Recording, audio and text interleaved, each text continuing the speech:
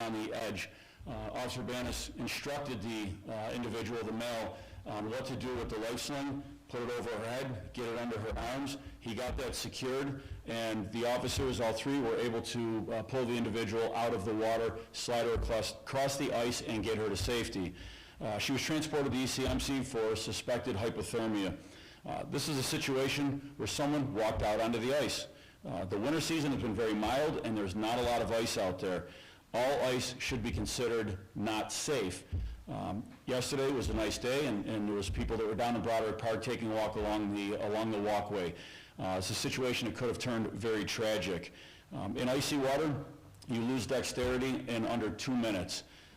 You can actually suffer from exhaustion and potential unconsciousness in less than 15 minutes, and life survival could be anywhere from 15 to 45 minutes in the ice.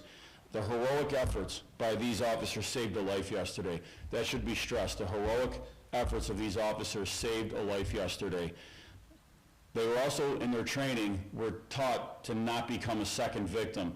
And unfortunately, we've seen that in some drowning cases where people are going into the water attempting to save somebody, or first responders or anybody else goes out onto the ice to try to save somebody. You wind up becoming a victim yourself yesterday. This could not have worked out any better than it did, other than if it didn't happen at all.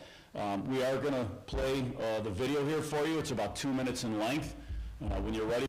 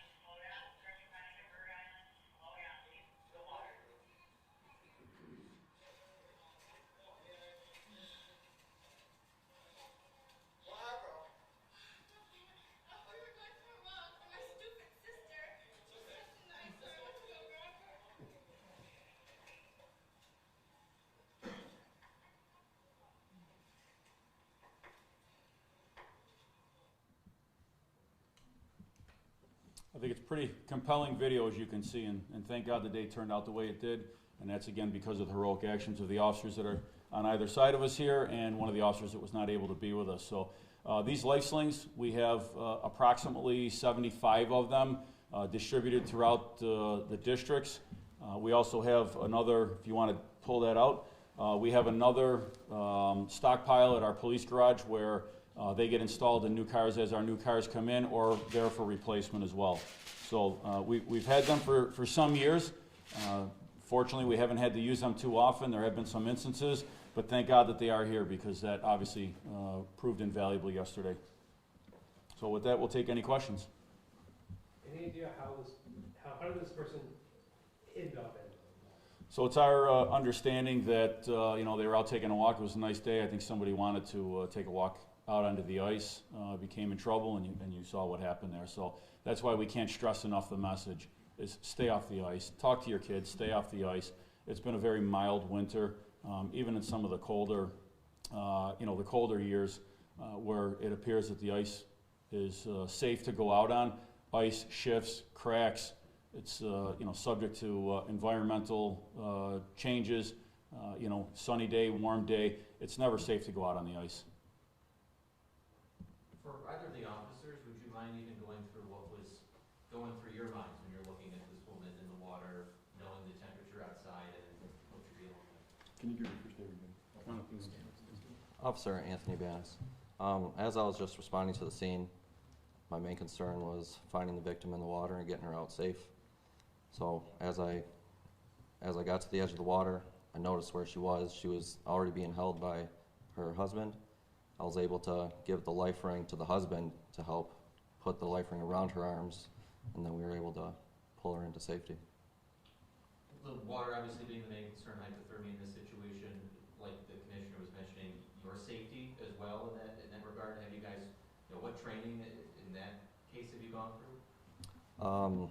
I'm on our underwater recovery team, so we're always taught to keep a safe distance to where you could still save the victim and yourself and anybody else. So that's why we kept the distance and we threw the ring to her, and then we all pulled from a safe distance so we wouldn't slip and fall on the ice. How difficult is it to respond to something like this? Not every police department is situated on a massive lake that poses this type of danger. Put it into perspective for us. I guess since we're along the water so often, it's kind of second nature. We kind of prepare for it being on the underwater recovery team. So you just got to go in there with the mindset of don't panic, find the victim, and bring her into shore. Anyone else? How's the woman doing this morning? Any update in that regard, if she had hypothermia or anything in the hospital? I'm not aware of any updates, but she went to the hospital, as we said, for possible hypothermia. So you can see she was able to walk out of the water with some help. So, but I haven't gotten any updates on any condition. Are you aware of how many calls we've had for something like this year? I know that officers in Niagara Falls are actively working on another situation there today, but in Buffalo, do you know how many calls we've had for this?